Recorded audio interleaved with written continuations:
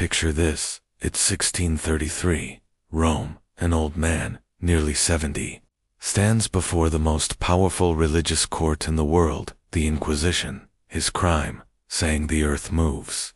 This man is Galileo Galilei, one of the greatest minds in history, and his trial will become a legendary showdown between science and faith.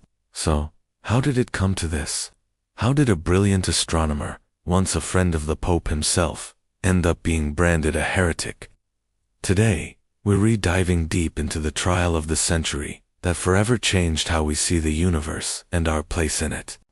To understand this epic clash, we need to go back a bit. For over 1,000 years, the Western world believed in the geocentric model, championed by the ancient Greek astronomer Ptolemy. It was simple, elegant, and comforting. Earth was the unmoving center of the universe, and everything, the sun, the moon, the planets, and the stars, revolved around us. This wasn't just a scientific theory. It was deeply woven into the fabric of religious doctrine. The Bible itself seemed to support it, with passages describing the sun rising and setting, and Joshua commanding the sun to stand still. For the Church, a stationary earth was a testament to humanity's special place in God's creation. But then, in 1543, a Polish astronomer named Nicolaus Copernicus published a revolutionary book, suggesting a different idea. What if the sun was the center, and the earth was just another planet orbiting it? This was the heliocentric model. At first, the Church didn't make a huge fuss. Copernicus's work was highly technical, written in Latin, and presented as a mathematical hypothesis, not a physical reality.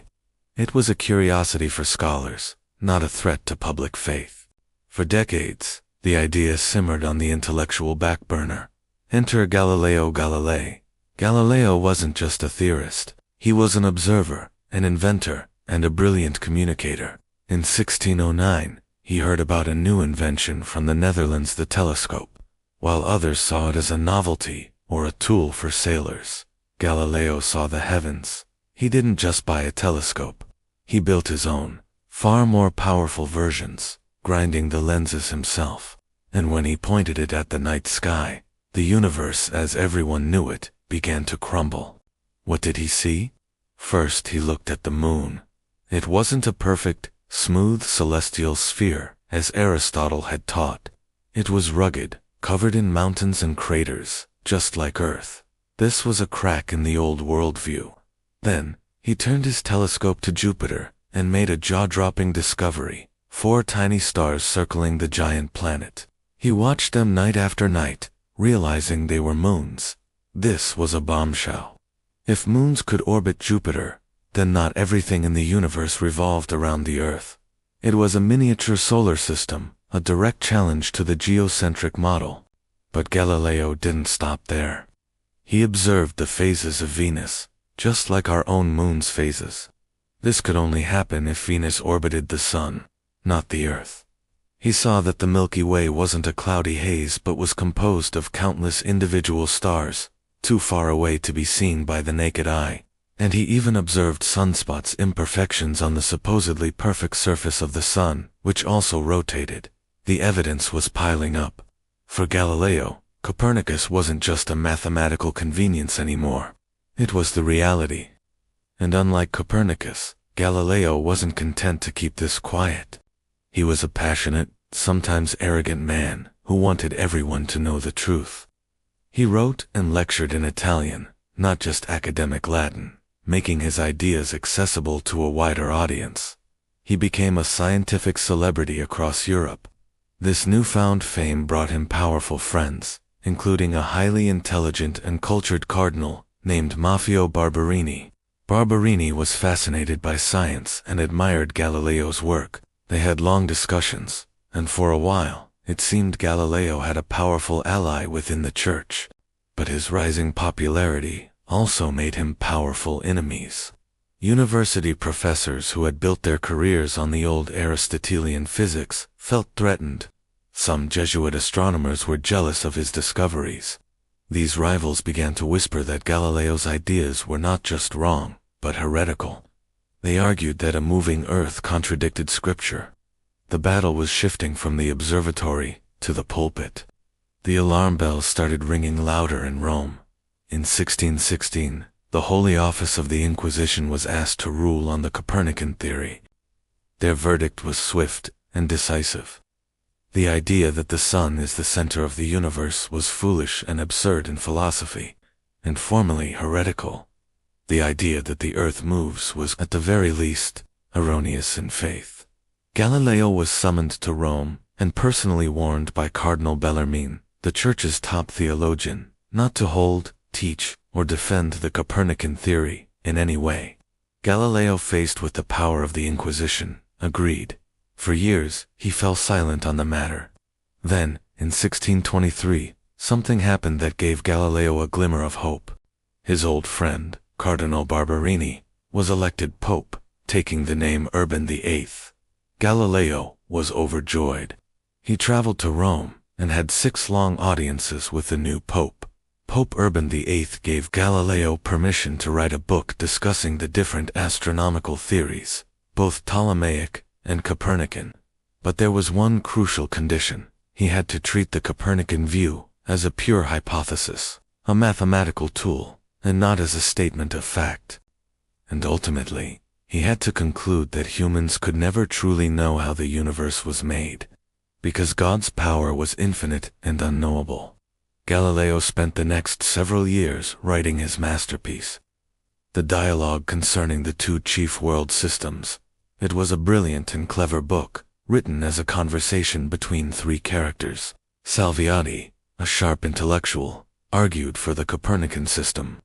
Sagredo, an intelligent layman, was open-minded and easily convinced by Salviati's arguments. And then there was Simplicio, whose name literally means simpleton. Simplicio defended the old Ptolemaic system with weak arguments and was constantly made to look foolish. Here was Galileo's fatal mistake. The final argument of the book, the one the Pope himself had suggested about God's ultimate power, was put into the mouth of Simplicio. When Pope Urban VIII read the book, he was furious. He felt that Galileo had not only defied the 1616 injunction, but had personally mocked him, casting him as the fool. The Pope, who was also facing political pressures and accusations of being too lenient, felt betrayed. His friendship with Galileo turned to cold fury. The gears of the Inquisition began to turn once more. In 1632, sales of the Dialogue were halted, and Galileo was summoned to Rome to stand trial for heresy. He was old, sick, and terrified. The trial was a foregone conclusion. The prosecution produced a questionable document from the 1616 meeting, claiming Galileo had been absolutely forbidden from even discussing Copernicanism at all, a much stricter order than the one he remembered. Under the threat of torture, broken in spirit, Galileo gave in. On June 22, 1633, kneeling in a white penitent's shirt, he was forced to abjure, curse, and attest his own work and the heliocentric theory. He was convicted of being vehemently suspect of heresy and sentenced to formal imprisonment, which was immediately commuted to lifelong house arrest at his villa outside Florence. He would spend the last 9 years of his life as a prisoner, watched over by Inquisition guards. He went blind, yet even then, he continued his scientific work, writing one of his most important books on physics, which had to be smuggled out of Italy for publication. The trial of Galileo sent a chill through the scientific community in Catholic Europe.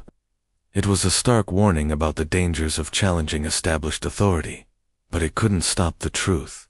Galileo's evidence was too compelling, and his books were too widely read. While scientific progress slowed in Italy, it surged forward in Protestant countries like England and the Netherlands.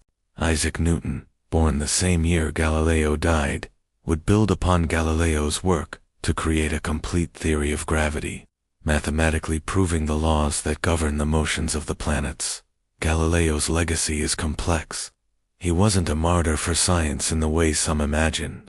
He was a devout Catholic who believed that science and faith could coexist, that the book of nature and the book of scripture were both written by God. He famously said, "The Bible shows the way to go to heaven, not the way the heavens go." but his trial became a powerful symbol of the conflict between reason and dogma, between free inquiry and authoritarian control. It took the Catholic Church more than 350 years, until 1992, to formally admit that they had been wrong and Galileo had been right. The story of Galileo is a timeless reminder of the courage it takes to question what we think we know, and the immense power of a single idea to change the world. If you love exploring these pivotal moments in history, consider joining our community. We're looking for passionate history enthusiasts to help us create these videos. You can find details on how to get involved on our channel's About page. Thanks for watching, and don't forget to subscribe for more deep dives into history's most fascinating stories.